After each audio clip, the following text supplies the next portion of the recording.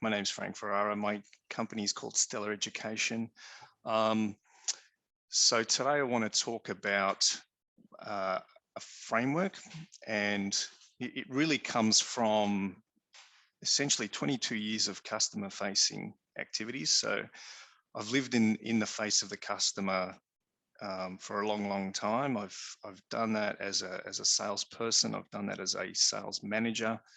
And now I'm doing it as a sales trainer and coach. So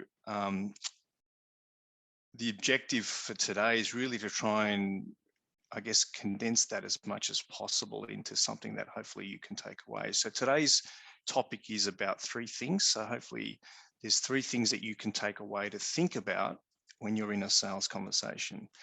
And those 3 things are how you articulate value, this concept of closing, and how you can eliminate objections. So so the challenge I have today is to hopefully give you some takeaways in those 3 areas that you can think about when you're talking to your prospects and your existing clients. Now, the way that I will deliver that is actually show you a framework that I've created and that I use called MySell. Now, MySell is an acronym that I use, which is really about shortening the time it takes to convert prospects into clients. So how do we do that? We essentially do that by managing the conversations in our pipeline. So the idea is MySell will help us create an outcome-oriented framework so that when it goes pear-shaped, and it will, we can sort of reset and go again. Everyone's smiling because you know what I'm talking about, right? We are human beings, we're emotional creatures. We react to our environment, even though we have the power to choose, yet sometimes we have these patterns. So MySell is designed to sort of break up the conversation into some key areas that I want to take you through today to get you thinking about the outcomes and whether you're getting to those outcomes. So I don't know if you've had a chance to look at the worksheet that I sent you. I'll just share my screen. Has everybody seen? Oh, hang on.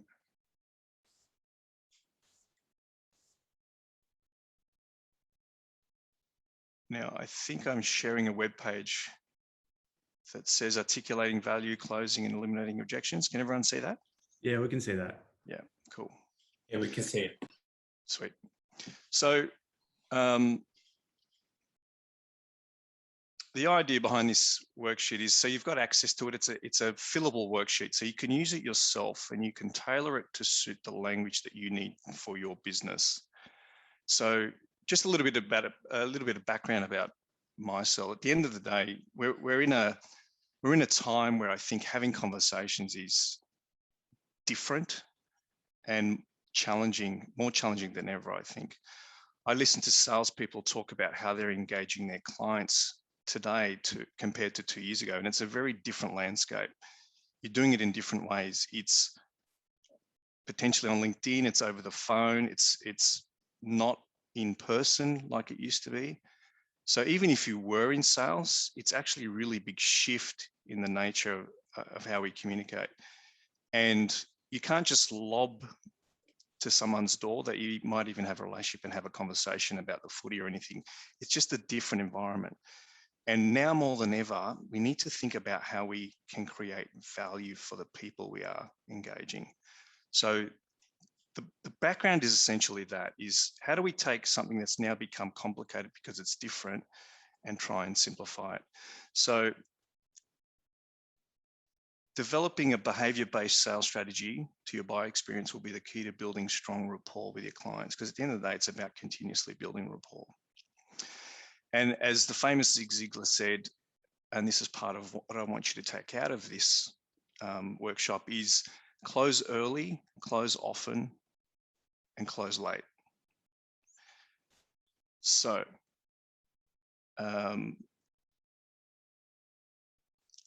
let's go to M. Does that make sense? Just type it, just give us a nod or a thumbs up, or yep, cool. So let's look at M. So let's have a think about, M stands for me, essentially, in the framework. So let's think about what is my purpose? I'm the salesperson, I'm the business owner, I'm trying to attract the client. What is my purpose and my mission? So this is designed to get you thinking about that with a real level of clarity and specificity. So the first line there is, what do you actually do? So describe the things that you do in no more than, say no more than 3 things that describes the product or service you provide. So does someone want to have a go at telling us what it is you do?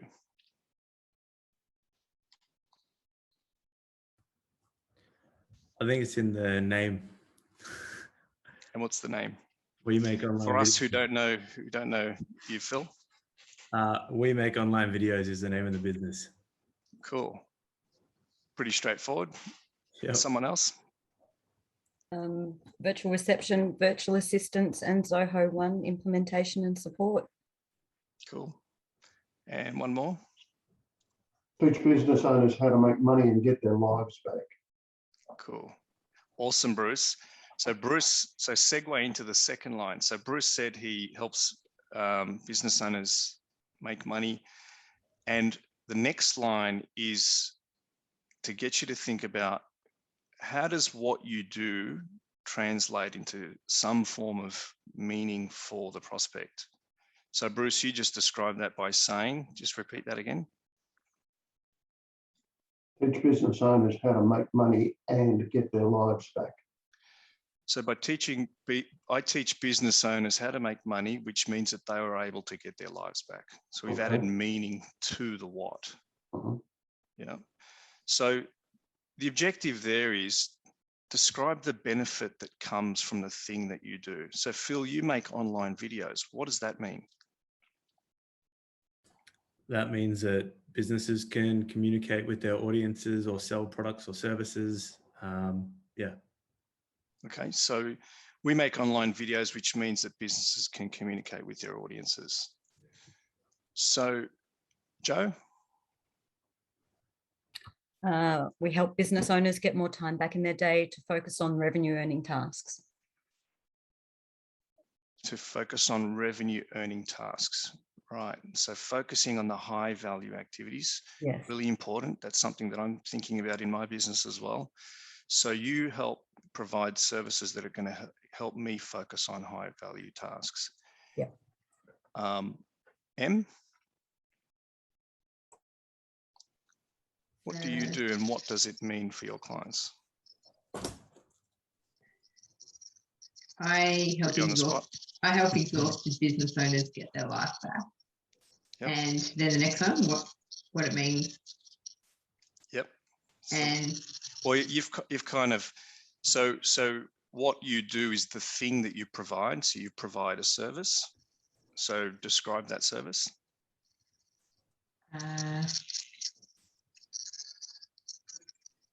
About what, my model, or what would I say? Well, it's up to you. So you're describing the thing that it is you do and then how that translates into value. So you gave me the value piece, but think about what do you do to deliver that benefit? You have a starter pack? Yeah. So I have a range of experts in my business that all work together as a team to support the business owner to move their personal and professional lives. Great. So I have a team of people that I provide to help you as a business owner get your life back through better business process, better outcomes in your business, etc. So do you see here, guys, how it's really merging the thing that you do with the benefit, the feature with the benefit?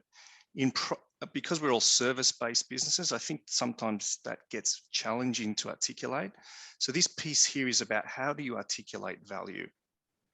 How do you take, and especially in the businesses we are in, which is very much intangible services, how do you articulate value in the way of describing what you do and how that translates into a benefit for the client? Most of my sales history is in products rather than services. So I've sold electrical products, I've sold emergency lighting, for example. So I would talk about features. We sell emergency lighting that lasts longer than any other lighting product on the market. So with services, it's the same process. It's how do we translate what it is we do into the benefit that we get from it. Now, if we've provided a benefit, does that make sense to everybody? Yeah. So if we've provided a benefit, what's the outcome? Now, this now attempts to tap into so we're moving from logic into emotion here. So hopefully we've explained something that's logical enough to say we make online videos, which means we communicate clearly with our clients, or we help our clients communicate clearly with their clients. So what's the outcome of that? If they're achieving that benefit, Phil, of communication, what is the outcome of that? Well, I suppose it depends on what type of video we're creating, but if it's a product or services video, it means it's affecting their revenue stream, which is great. If it's an educational video, it means that it's educating the audience and creating either a stronger connection with the business that they're watching the video of, or just educating the audience is a brilliant outcome. Another one would potentially be saving time for the business owner, because we create pitch videos as well, where instead of I don't know, going into a long-winded detailed pitch, we can just create a summary, like an animation or a video that will show the true value of a company without having to go overboard in trying to explain it. So there's a few different outcomes, and it's not limited to that either. Sure. So you've given me so many things to work with here, so I've written them all down because there's no way I'm going to remember them all. Sure. But this is the point too. So because your offer is so broad, because I've got, how do I take 22 years of sales knowledge and impart that to somebody that can actually use that? So we've got to get very, very clear, very, very specific. And what I find salespeople do a lot of is they'll show up and throw up. So they'll try and tell you everything that it is that they do, which is going to change your world forever. And what happens is you confuse your prospect, and confused prospects do not buy. Not because they don't like you, not because of any other reason other than they don't really understand the value. So Phil, I've got 4 elevator pitches for you just on these things you described. It's about what we do is make online videos to help you communicate with your clients, to educate them, because education is important. We make online videos to help you communicate with your audience so they can increase their revenue. We make online videos. Now you can change that. We make online videos as well. You can say we use the TR15 Canon product to create high resolution videos to make sure that your audience sees every detail. So whatever it is you're communicating, it's important to really try and stick to one thing and articulate value by going from the thing to the benefit to the outcome. And the outcome ideally is going to align with what it is your client's looking for. So they want increased revenue. They want to get time back in their business. They want to see value in some other way, shape, or form. However you articulate that is where you want to get to in your pitch. So the outcome, as it says there underneath that line, is try and describe the aspiration the prospect is looking to achieve, using a metaphor if possible. We're going to help you conquer the planet with this technology. This technology is so good, you will conquer the planet. We're going to get you to Mars with this thing. These are very emotive statements that help create the attention and the interest in what it is you want to talk to them about. Does that help? So I'm going to move on to why. Why stands for you being the client. Now, if I'm very clear in my head about what it is I want to talk to you about, because we've just done that exercise to death, what I'm actually going to do is potentially introduce that, depending on the nature of the call, but I'm actually going to park my agenda for a second. Right? It's in the back of my mind. I'm clear about it. I know exactly the value I provide. But before I show up and throw up, I actually want to find out more about you. What's your current situation? What is a challenge, a problem, something they want, something that's frustrating them? Because if I don't understand that, then how do I know that what I have of value is going to serve them?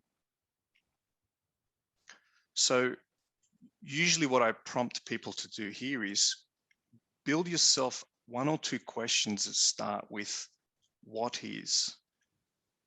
What is? Nice open-ended questions. Who feels that when they are engaging prospects that they are asking enough questions? I do. Yeah. Okay. I ask them to death. Great. So if you've got a prospect in front of you that you think might be interested in your virtual services, Joe, what's a what is question you could ask them that might point to a problem or a want or a frustration or something that? I start off by asking them, you know, do you know what your pain points are, or are you just so overwhelmed? If they know, then we drill into what they think are their challenges. But if they don't know, we start going through what they do on a daily basis and don't get done, and what they should be doing, a weekly basis and a monthly basis. And we go through it step by step by step.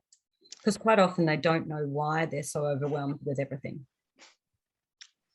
Okay, so if you were to ask a question that starts with the words what is, what could you ask them?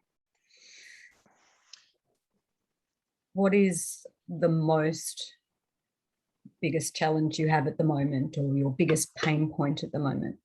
Okay. And it might be emails are out of control. Okay.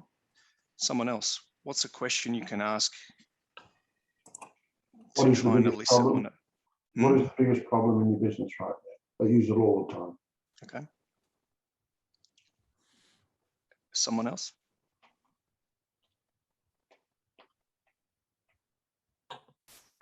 So Frank, one of the questions that I always ask, I start with generally, is, you know, what's the thing that's frustrating you daily when it comes to you? Okay. So when we ask these questions, are we happy that we're getting the response out of them to understand the client situation?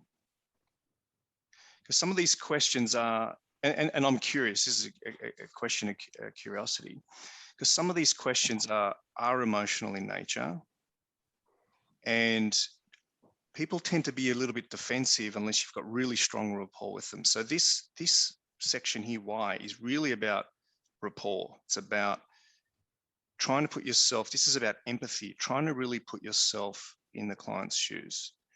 So if we ask a question that is maybe touching a nerve, we might not get the response, the honest response, the truthful response, because people are defensive by nature, unless you've got that trust. Trust comes from rapport. So my challenge to you would be, is there a question that's a little bit less invasive that you could use to try and elicit that problem? Now, maybe not the case, but something to think about.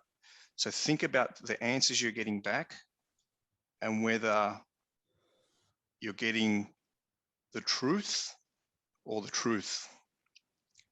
And the quality of your question will help establish that.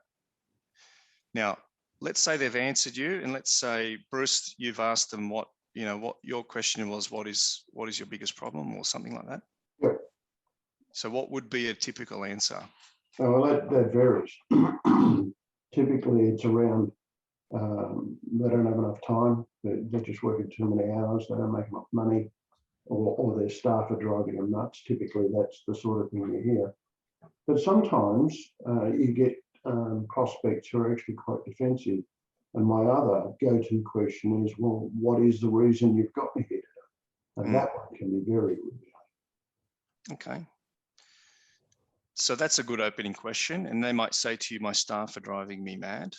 Mm-hmm. So this next line here is, let's chunk down on the answer you've been given. So what is it about that? What is it about your staff driving you mad that you can tell me more about? So the second question is identify why the answer to the first question is important. So we're just going one level deeper.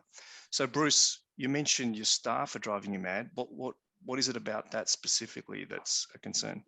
No, you just can't find good people. You know, you recruit them and then you train them and they leave.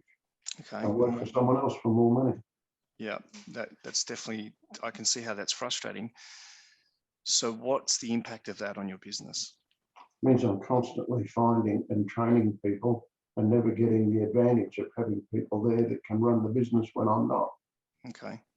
So if I can ask you another question, what's important about having people in your business helping you?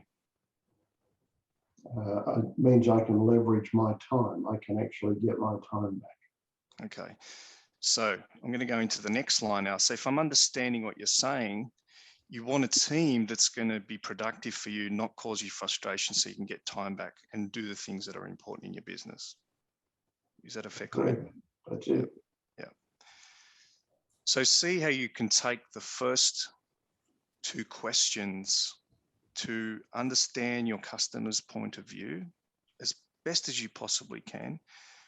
Go a little bit deeper with the second question. You can ask a clarification question.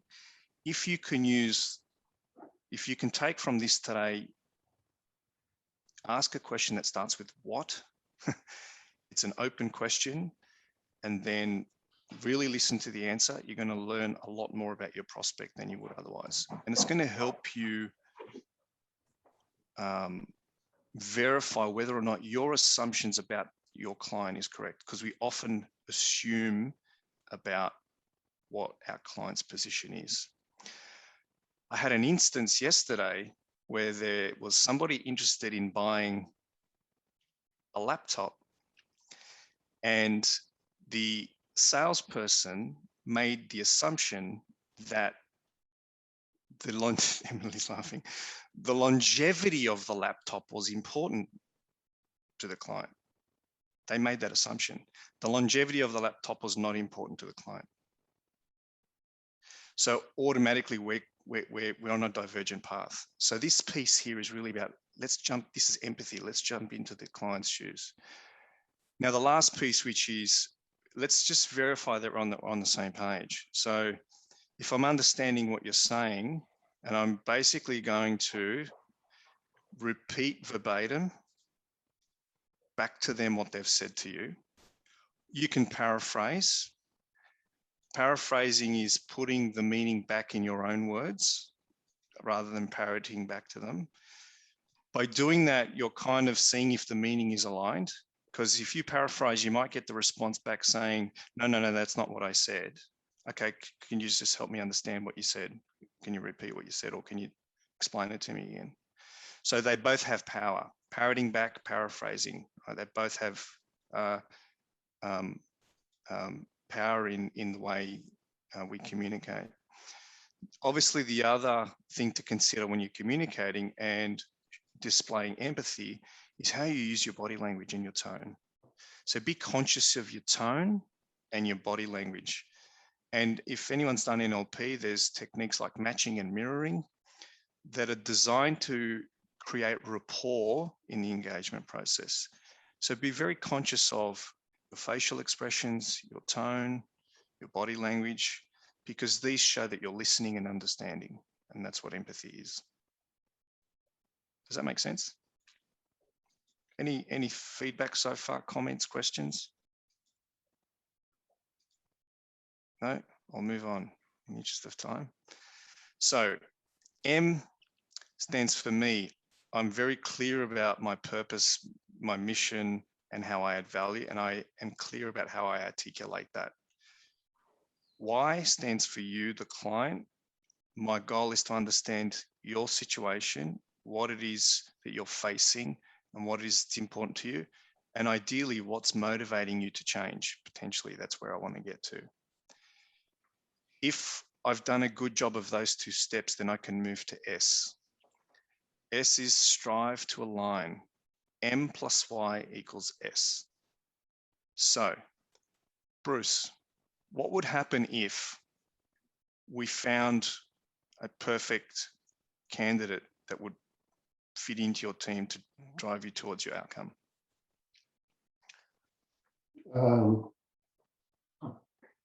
That's not how I would answer that question, but I think I understand your meaning. I think what you're saying is, what if I could find someone who could run your business and keep all your people engaged and allow you all the time that you need? What if I could find you? What difference would that make to your business? Yep. And then my answer would be, that is exactly what I need. That would mean I can go off and, work in my son's school or help my daughter's cancer diagnosis. Sorry, I don't know where that came from, but something like that. I would be looking for the emotional motivation from the person. That's where I would go. So you made a very good point at the start of that, Bruce, where you said, I wouldn't ask it that way. And that's perfect. That's why this is designed for you to ask it the way that suits your own language patterns, your business, your client. The skill in this is actually developing strong question techniques. Practicing questions and listening is a really, really important sales skills that most people don't practice. So how you would ask it is exactly how you would ask it. The suggestion here is, if you use words like what would happen if, it kind of suggests something in the future. So what we're trying to do here is future pace the pain or the frustration or the want. Wouldn't it be great if? Because this is now continuing to drive emotion into the conversation that hopefully is going to drive the change. Because as salespeople, at the end of the day, what we're trying to do is get people to transform, get people to change from doing what they're currently doing to doing something different. Regardless of whether it's a product or a service, we're ultimately trying to influence them to change direction. So if we can heighten the emotion, maintain rapport and heighten the emotion and ask these sorts of questions, we're getting our prospect thinking in that space, which is very emotive in nature. So what would happen if? Then we can support that. Now, if you've just described to me what would happen if, then hopefully you can start to align that thinking with what it is you do. What I find is a lot of business owners like yourself, and I'll just keep using the Bruce example because we've got some momentum here. What I find is, in working with a lot of business owners like you for the past 6, 7, 8, 9, 10 years, is that when I help them do this, they get that. When I help them focus on this specific part of their business, I see these sorts of improvements all the time. This is where you get to exercise your authority.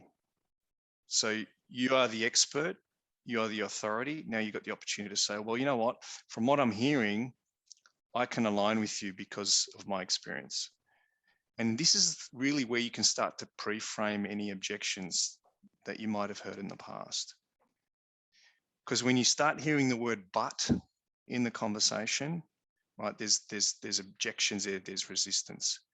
So if you're aware of any of these in past conversations, you can actually insert them here.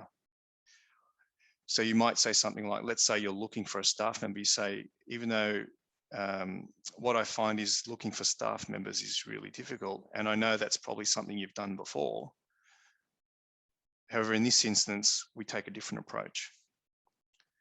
So you're addressing the objection before it comes up. This is a form of closing early. It's a form of just moving the client along to the outcome you want to get them to. So I'd like to get maybe an example from somebody that can maybe think of the future-paced situation for their client. So clients coming to you, they've got a problem, they've got a frustration, they want to get to an outcome. And without your help, where would they end up?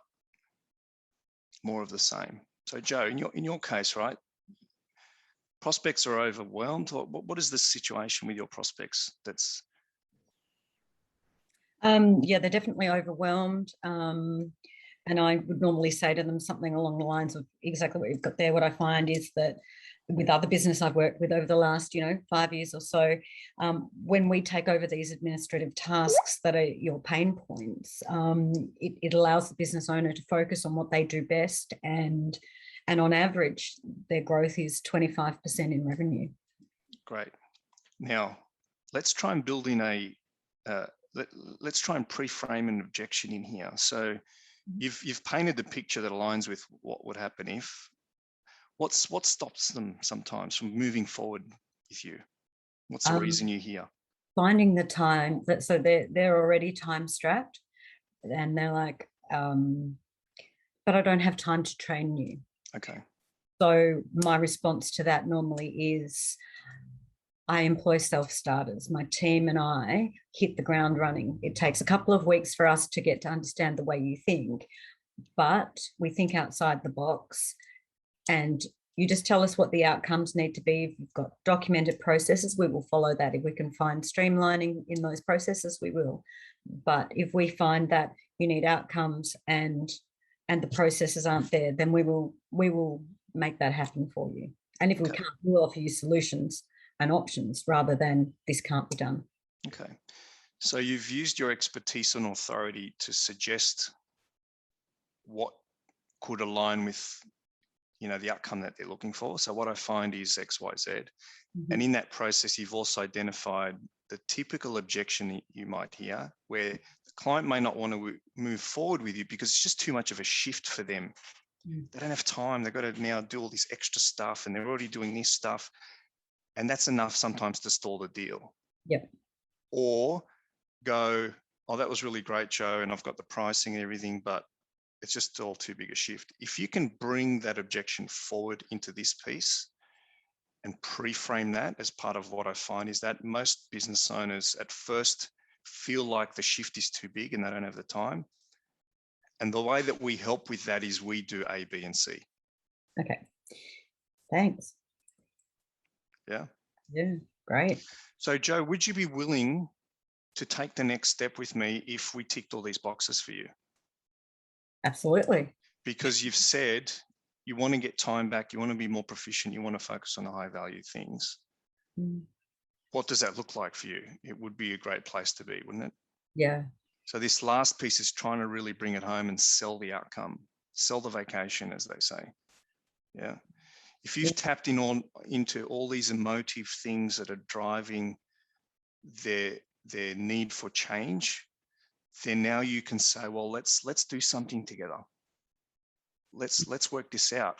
You've now taken them from the opposite side of the table and moved them to your side of the table. That's the goal here in S.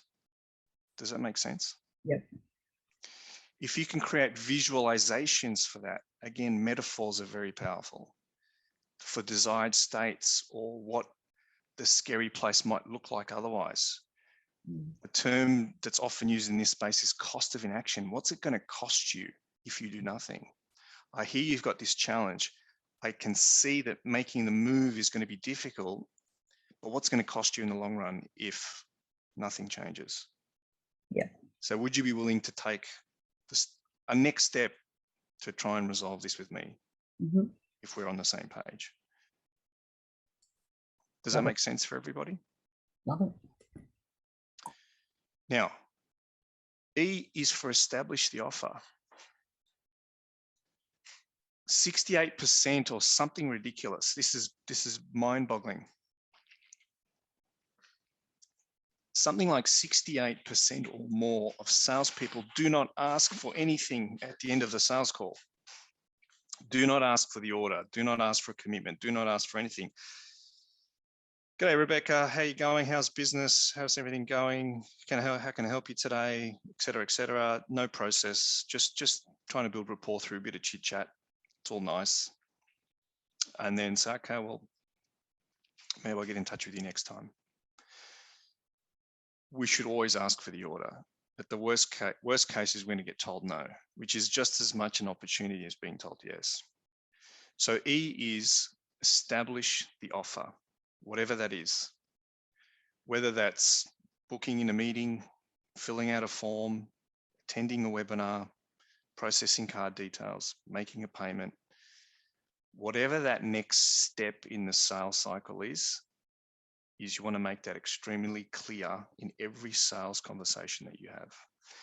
In fact, and it's topic for another day, under the bracket of M, I often say to people, you need to establish why you're on the call in the first place. Because if you do that at the very beginning, when you come to this part, it's not a surprise for anyone.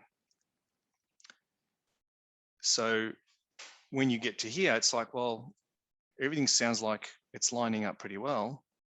How are you for time next Tuesday or next Thursday? Or from what I've described, is pack A good for you or pack B? So you're giving them the choice, but you're still in control of the conversation. So what is a good next step for you guys when you're prospecting? What's an outcome you're looking for? And there's some examples underneath there. What are you looking for when you're prospecting that's going to move the opportunity forward for you? I normally send them a follow-up email with a proposal, and to say the next steps are, I'll send you a follow-up email with a summary of our discussion, and I'll attach a proposal. If you're happy with the proposal the way it is, send it back to me signed, and I will then set up a meeting with the virtual assistant I'm assigning to your account. Okay. So that covers the second line as well. So the best next step would be for me to send you a proposal. I'll do that via email. Yes. There'll also be a link when you receive it. Let's do X. Let's go through it or whatever. Yeah. Can I ask a question there, Frank? Yeah. So I've heard two schools of thought about proposals, because I send out loads of them, obviously. That's probably why we're all here. But one school is that you should run through the proposal live with your prospect or lead or whatever. But the other side is like, sometimes people like the time to go through it themselves and not be under pressure. So which one do you recommend, or is there maybe a mixture of both, or what's your thoughts? Excellent question. My instinct is to say that you would want to run it through with them in person, because if I send you a proposal and it's a 5-page document and I email that to you, so Phil, I'm going to send you my coaching program. It's a 12-month program. It consists of A, B, C, D, and E. I'll send it through to you in a PDF. It's a 6-page PDF. You get it in your inbox. You click on it. What's the first thing you're going to do with that? Leave it on your tabs to read in 6 months. Okay, so you're not even going to read it. Let's assume that you open it and look at the content. What are you going to look at? The price. The price. We're going to apply what we understand, which is dollars and cents. That we understand pretty well. It's a logical thing. So all of that great value that you've created and articulated in that document is lost. And they go straight to the logical element of the proposal, which is the price. And then they create a decision framework around that number. So my instinct is to say, yes, always go through it with them, ideally. Yeah. Not always possible though, right? And does that mean that, like, sorry to cut you off, would you send it before, or would you say, hey, let's set up a time to meet, and then do like a screen share, or send it through like 2 minutes before or something? Bingo. Frame that engagement as part of this offer.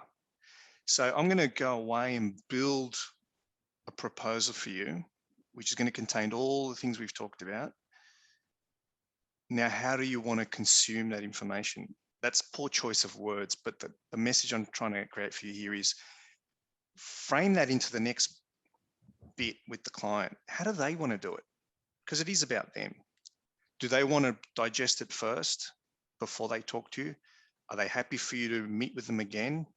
This is something that you can include in your process to say, I'm going to create this document. It's 6 pages. There's a lot of content. I know we've discussed a lot of it today, but you're going to get a lot more value out of it if we can have a discussion about it when it's ready to go. How does that sound? If you can create that, and they might say to you, just send it through, I'll look at it and then I'll be in touch. Okay. If you agree to that, you're giving up your power. You've lost leverage. So you need to leverage that value, that document, by saying, I'm going to go and do all this work for you because you've told me this, this, and this is important. I believe I can solve the problem for you. I'm going to go away and blueprint that for you. Then I want to come back and present it to you. If you do that in a good way, you should be given the opportunity to run through it with them so that all that great detail, content, value isn't lost on the client. So then when you get to the price, it's not just a logical decision. Mm-hmm. And you definitely increase your chance of closing the deal. You'll decrease the risk of them saying to you, I'll think about it. I need to get 3 quotes. There's just a number of objections that can come up. It also makes it easy for the follow-up, because oftentimes the follow-up, and this is the other thing about that amazes me, is the amount of quotes that don't get followed up. Why do all that work and then not follow it up? But anyway, that's another story. But even in the follow-up often sounds like, how did we go with that quote? Bruce is laughing. You know, how was the price okay? It's like, whoa, okay, let's peel it back. So the follow-up itself, if it's done in this manner, doesn't become a chasing game, because if you're chasing, you're on the back foot. So we need to create that commitment here in establishing the offer so that it's not a chasing game. That makes a lot of sense. Does that help? Yeah, definitely. The last piece here, and I'm just conscious of time, I think we're going okay. The last piece here is get verification at this point. So if you can ask a question like, what did you like or what didn't you like? It helps you go a little bit deeper about your alignment. So if someone says to you, yes, oh, that's fantastic, Phil. So can I ask, what did you like most about what I've presented to you? What did you like most about what we've talked about and what you think we can do to help you? What really stood out for you today? You'll notice coaches do this all the time, right? Coaches at the end of the session will say, what resonated the most for you today? Because that's just a way of reinforcing the direction we're going in.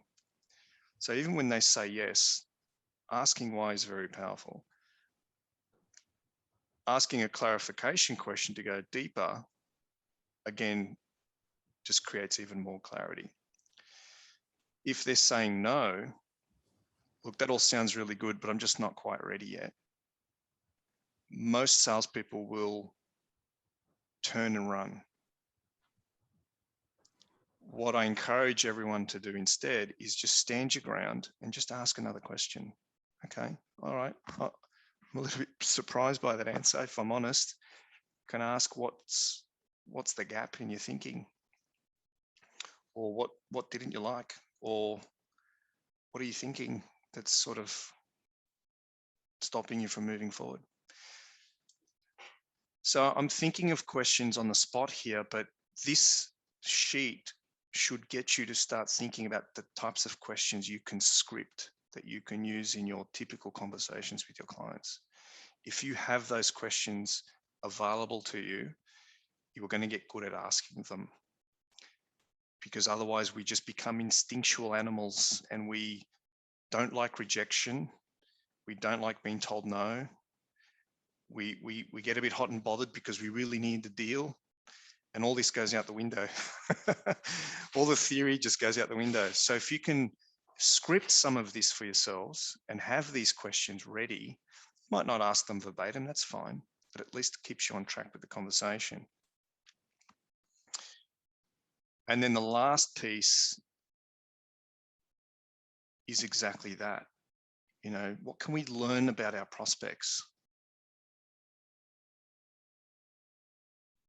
Because whether we get the deal or we don't get the deal, there's something there to be learned. And what can you leverage What new information can you leverage next time? So if you've been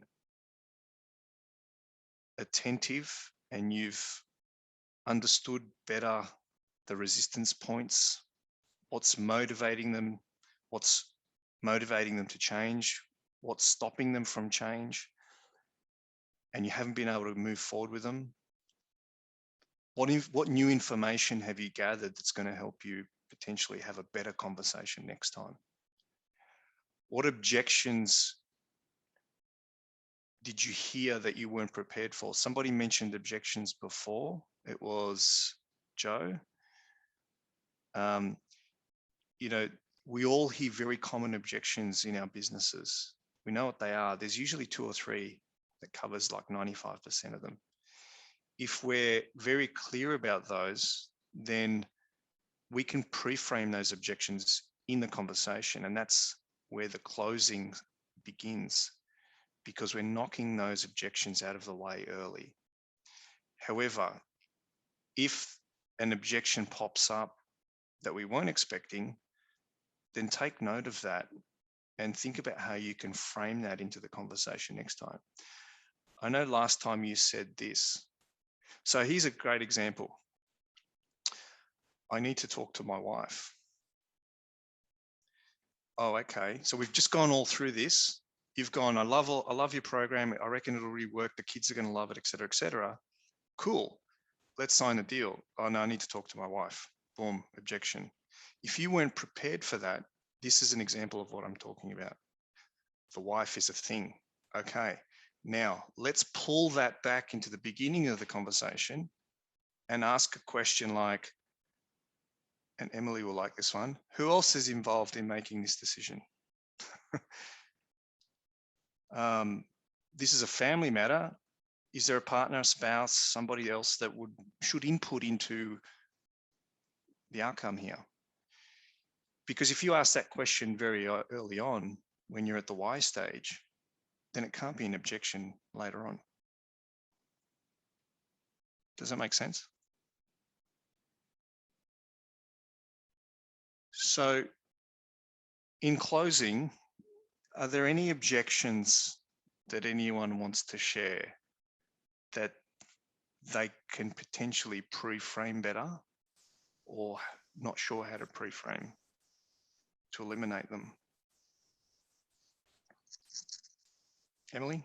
Yeah, I've got one. So lots of people, prospects, know they need to use my service, but I need to work on creating some more urgency. Mm-hmm. So it's like the whole not now kind of thing. And they're like, I've got a lot to do. Is this the highest priority? Okay. So they see the value, but they don't have the time, or they don't think. Is that the resistance, that they don't? Because they see the value, they know that you can help them, but they don't want to commit to you yet. Yeah, so I want to move my offering up the priority list for them, because they're like, oh yeah, we'll do it in a few months, you know, we'll do it later. I'm too busy at the moment. Okay. And is that because they see that working with you is going to just take more time out of their day? Or is it because it's a nice to have in their mind? Yeah, I want to bring it up to being a higher priority. Yeah. Nice to have, and they know they'll have to invest in time, and they know that a change will have to come from it. Yeah. So from what I'm hearing, the objection there is that it's not important enough in their world. And even though it's a nice to have, it's not high enough for priority. So dealing with that is really about, what is it impacting? Can you get to the root of what not doing it is impacting? So if they don't work with you, Emily, what can happen? Well, nothing changes. So they don't have a succession plan and they don't move forward, because the time for money thing is something that they've created, which is why they're struggling with time in the first place. Okay. So if they don't move forward and they are short on time, what does that mean for them? It means, so I've got a specific prospect. He's just like, is this what I need to use my time on, or something else? He wants to help lots of people, but he's selling his time for money, and he's busy from like early in the morning to late at night work. So his whole day's jammed. So my goal would be to unjam his day. Mm. What this says to me is that there isn't enough stirring of the pain point in the conversation. So are they seeing it as big enough? So by not taking on your service, you know, the cost of not doing that in their mind, is it big enough for them to make a change? That's where you're trying to get to. So going back to here, so the objection is, yeah, it's nice to have, but it's just not high enough a priority. So going back to your questions, it's a matter of coming up with questions that are going to stir up that pain. Is it real to them, and is it important enough for them to want to make a change? And you might pre-frame that by saying, oftentimes business owners feel that they're so busy that they can't implement the change. But the cost is so high that they just say, you know what, bugger it. And the outcome for them is massive. And I've done this with owners time and time again. So you're kind of replaying in S here. It's the what would happen if type of question. And what I find is that if you can build that objection into there, then it's less likely to come up at the end. Hank, Thanks, Emily. Time is up, just to give you a heads up. All right, so we've come to the end. We've covered everything. The goal was to help. So MySell is a framework. It's a step-by-step process on how you shorten your sales cycle, and it follows a sequence, which I love. I love sequences. But today was really about getting you to think about how you can articulate value, closing, and eliminating objections. In the interest of time, I don't know if people need to rush off, that's okay. But do people feel like they got that outcome from those three things? Thanks, Frank. That was really good. I really like what you said there. Unfortunately, I do have to go, and also I didn't get your first slide or your website. That'd be really helpful. Can you send that again as a link or put in the chat box or something? Yep. Is that you would have received it on email, but I'll resend it again. I'll get Anna to send it to you again, Bruce. Okay, thanks very much. Yeah, cool. Thank you. Thank you for joining us. Thanks, Bruce. Thanks, Phil. Good to see you, mate. Yeah, Thanks, you too. Frank. I really enjoyed that. That was good fun. No worries. Appreciate the knowledge. Happy selling. Thank you. All right. Thanks, everyone. Peace. See ya. See you guys.